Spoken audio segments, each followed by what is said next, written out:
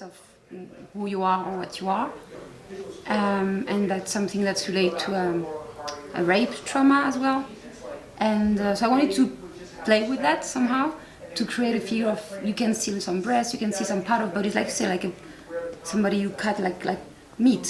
So that was the idea, but I still wanted it to be sensual, and the colors are more like flesh, but it's... Yeah, it's not an aggressive... No, yeah, that was not the idea. I didn't want to... Yeah, something, and maybe like the tone of my movie, I hope a bit... Just like you recognize things, but there's a twist always. Yeah. And the same work that we did with the color, that everything is a bit off. It's like the color that we should have, but slightly turned somewhere off, that something regular. And we have this look which is a bit something that, in terms of color, that you does not rely on the usual kind of chromatic tones. Talking about the posters, like there's that one sequence where it's actually a quite tender sequence, is when two people are caring for one person, and the way that the hands go over the body, it's so non-aggressive. It's a very loving gesture, and it feels such. Placing that at that specific location in the film, sort of like it makes the aggressive things feel as if there's a counterbalance to it, and so I was just thinking about that as we were talking about the poster right now. That's great. Sorry, I'm off topic here, but so let's talk about the hero of the story, Roman is her name? Romana. Lobach. Purposely from the onset, I mean, these are first impressions. We get a sense that she's a puppy dog, but there's so many layers of intelligence to this character, and so I like how you conceive this character in terms of how she looks. I was wondering if you could talk about the physicality of the character, how you wanted her to look, her appearance. She's sort of like straight edge, but she does have like very fine features as well. So I was wondering if you like maybe even dyed her hair for that like loud orange. So I was very lucky because I first met her on Skype and she had my color of hair, something a bit more boring. And then we met face to face, and she arrived and she had those crazy hair, and I because she dyed it for another movie, and I just told her, okay, stay like that, that's amazing, and we built all the colors of the movie from that, and that was like a gift from, you know, that things happen like that, and it helped them. Yeah, it was a thing that you just should grab and use it.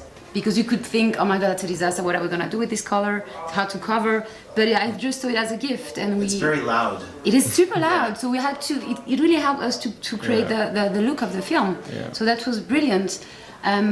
So I wrote the character of, like, I knew that I wanted her to be very, to have a strong physicality, so I really like the fact that she has this round figure, and she looks a bit, you know, like a full body, full of something. Yeah, and also maybe tough-skinned a little bit. Yeah. She's got a very white complexion, which is very Eastern European. I can imagine any winter, like any season. Yeah. But she looks tough.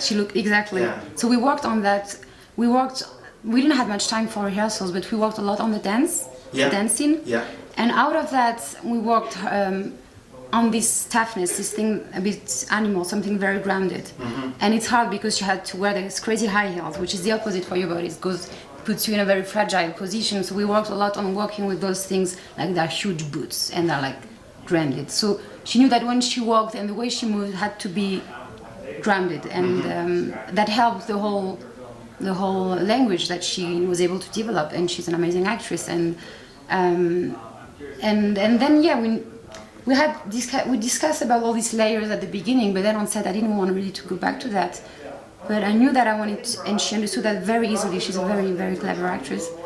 That we need this kind of strong skin, hard skin, like you said, and sometimes just give us, you know, little glance of something that is actually boiling inside. Yeah. And the work on the costume helped a lot on that. It's Marine Perrault did the costume. And so I knew that I wanted, for example, at the beginning, like this big coat on top of her, Yeah. but naked Naked legs. She sort of looks half dressed and fully dressed at the same time. Yeah, exactly. So I wanted to work on contradictions in general for the costumes, and she get that completely, the costume designer, and it was great because we could develop all these, different volumes, then very sexy and very close to the body, and then again something that covers again because she used the clothes of the mother. So it was somehow like the poster as well, something that changed shapes. So the way she would move in the space, it had to be something always like liquid or something, not like liquid, more like a ball that changed form somehow. Yeah, I hear you. Does that make sense? Yeah, it makes a lot of sense. Okay, cool. Yeah. It mutated into different shapes. Yeah, exactly. That's the idea. Yeah, and for the colors as well, the coat, the massive coat that she's wearing at the beginning, we had like several, I think 3 choices made by Marine, the costume designer, and we had this really purplish weird bit of something that It you feels would not. very synthetic. Yeah, It is. yeah, it's something that you would not wear, like a color bold and strange at the same It time. reminds us that the character is not from the habitat or the world that Yeah. she's in. Yeah, but- Yeah. Wondering if you could discuss the complexities of it. It might seem or appear like a really basic shot, but it isn't, because you want to get the same thing, the same center of the frame for your main character, and how the camera sort of like looks at the cat calls and stuff like that, and so she goes the same route a couple of times over. I was wondering if you could discuss that strategy, and then perhaps talk about the shot, the dance sequence. It's one of the rare times where she uses the entire space of the room, and I'm thinking very facile ideas like breaking out of a cage, or like, getting out of your entrapped, this entrapment in a way. And I like how she bounces out around this frame. So talk about the beautiful dance sequence. Yeah, I wanted from the beginning on the script to work on repetition and time passage and the time, how she deals with time and the passage of time. Yeah, and so that was something that was on paper, but then we had to translate it visually and to find the right spot that actually could give us the opportunity of having a sense of where this house is, where this supermarket is, what are those big buildings, because we don't see much from outside, and we just wanted to find the frames that actually give us enough of sense of the environment. The environment, of it. yeah. And the way she would walk in those places with different rhythm or attitude, that would say a lot about her involvement in the story. Mindset, yeah. Yeah, and it's really an important part of the work of Ariane. I think it's really related with space and time, and she had this idea from the beginning to add a lot of wide shots, and we were really always looking at the different locations, really so how we could do a wide shot that sounds a bit, that says a lot about that was really rich in terms of information about where she was, and where she could do something interesting graphically a bit also. Yeah, a bit like a stage kind of feeling. There were this idea of, especially for the dancing, I think, to be a bit like someone seated in the same room, a bit like watching this weird moment and being happy to be there somehow. And For mine, I was very much voyeuristically. Yeah. It's delicious. It's just a fun moment to put in a film that, I mean, you could be balancing it either fully funny or full of dread, and somehow it sort of like encompasses sort of like the DNA that you wanted for this film, which is. You have already this intuition. Sometimes you work with directors and they really want to put some emphasis on the performance of the character, and they want to be close. They really want to see the face, to see Like a Robbie Ryan type frame or something. and Arnold, gotta get inside their head. Some sequences. some sequences. But on the opposite, Ariane was really more the sense of how the character goes in the space and how she moves in I space. believe a lot in expression of the body and not only the face. It's the opposite of feeling fragmented. I love full bodies. I hear you. So that's and I'm happy you saw that in the dance scene. That for me, that's the peak of a body in a space. For me, that the dance about that. So how she's gonna try to fuck all the walls, to touch them, she's fucking everything around her somehow, and she's playing the animal on the floor, and she's giving life to everything around her. And for me, that was the exercise I wanted to try in cinema. I wanted to do that. Yeah. You've been acting for we'll say a decade now. Yeah. I forget it. I brought my little book It for is also a get decade. signed, but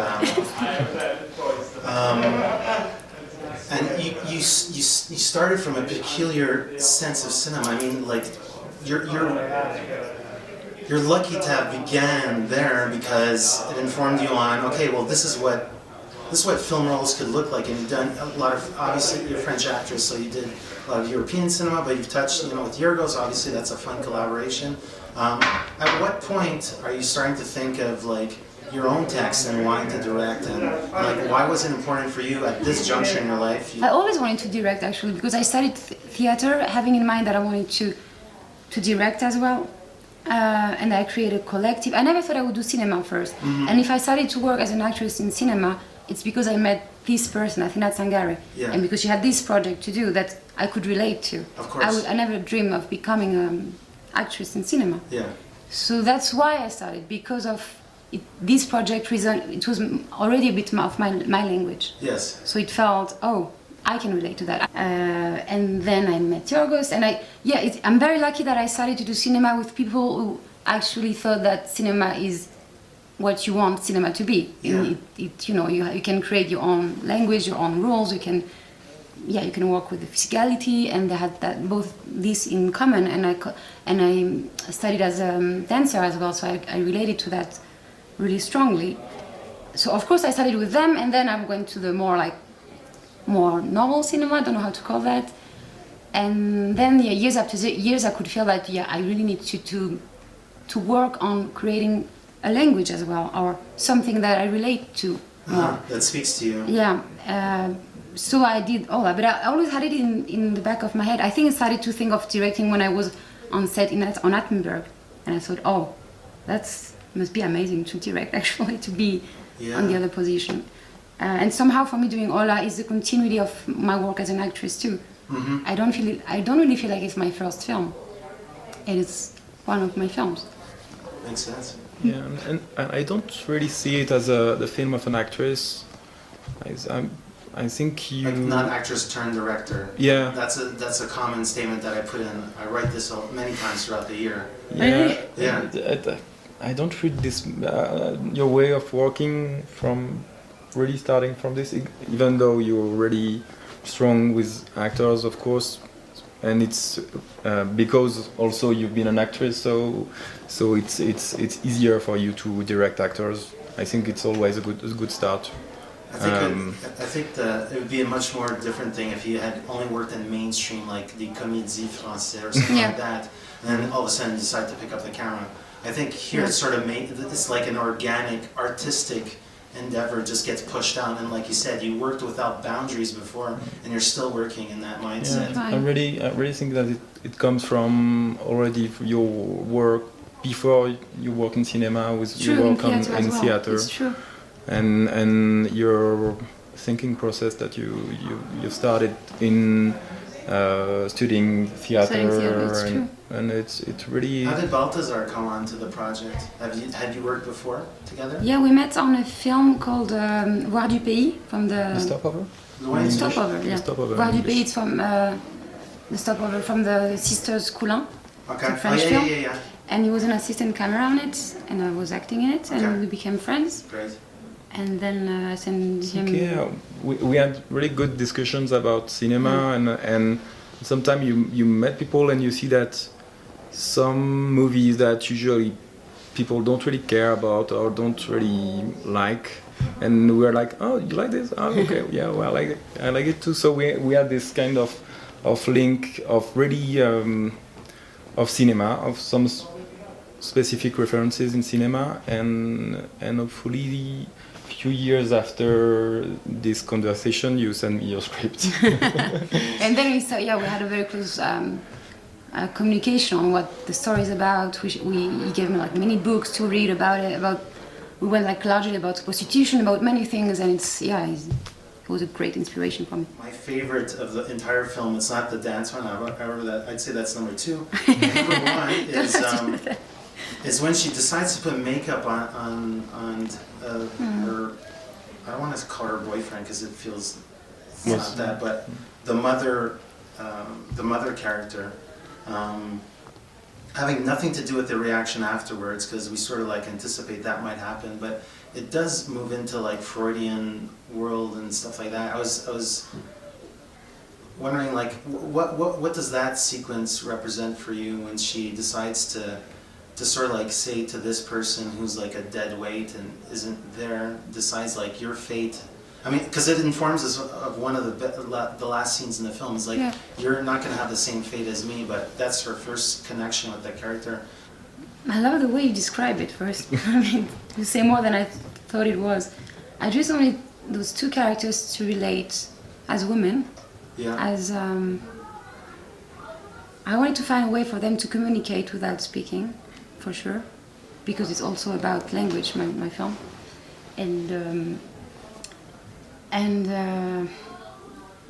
I don't know. I knew that I wanted everything that had to do with the mother to be central, like the shower, when she's eating, or funny, something sweet when she's playing with the armchair. There's always something a bit playful and sweet about, and this is where usually we get some peace as viewer, I think. So for me, the shot of the makeup was in the same continuity and of sharing something that is Olla's world, makeup, high heels makeup, putting on nice clothes. That's her world, she's sharing that to her as exchange, or as a...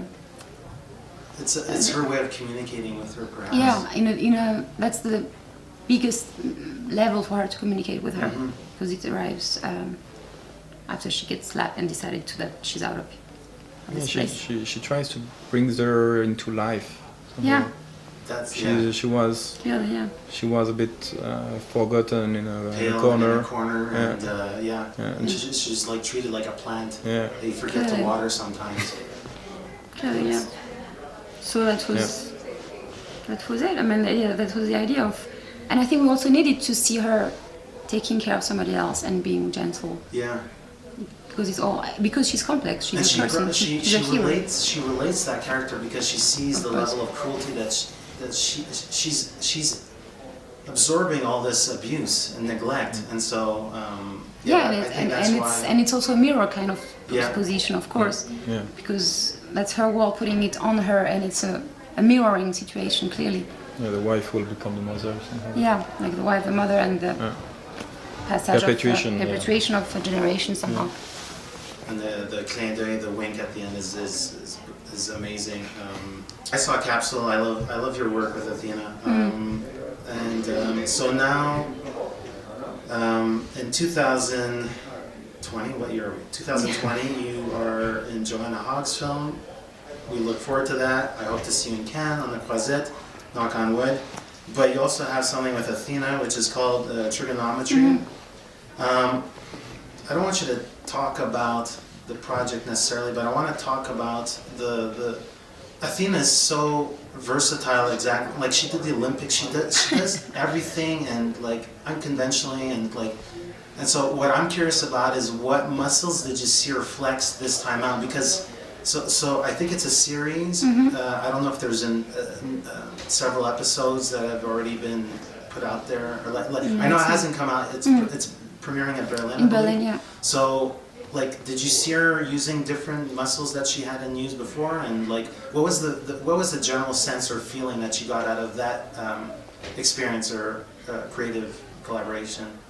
It was one of the first times she worked on something that she didn't wrote, so she was there as a director only, which is something for me that was a bit weird as well, and for her too. But it's great because I think she used it as a way to think or to serve a text that is not hers, and to find new rhythm or movements of camera. She worked with Sean Prince William.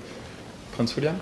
Prince William? Yeah, so he was the DP, sorry. Yeah. He's actually, Sean Prince William is one of the better DPs in 16. Yes, we didn't show him 16 though, but anyway, saying, I was hoping for. Just relating it to this. He's a great DP. He's a master. He's a big fan of his work. We're yeah.